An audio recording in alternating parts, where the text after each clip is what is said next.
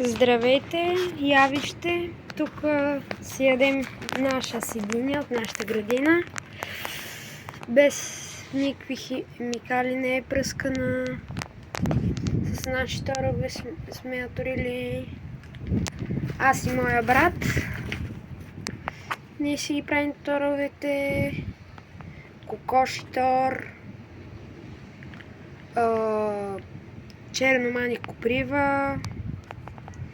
И окосена трева с захар и бейкал.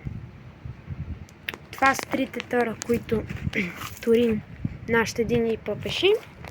Ето я, това е нашата диня. И тук на нашия любим плаш ядем сега. Ето го.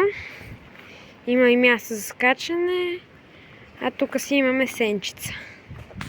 Това са нашите неща и тук и динята. Айде, чао и до нови срещи!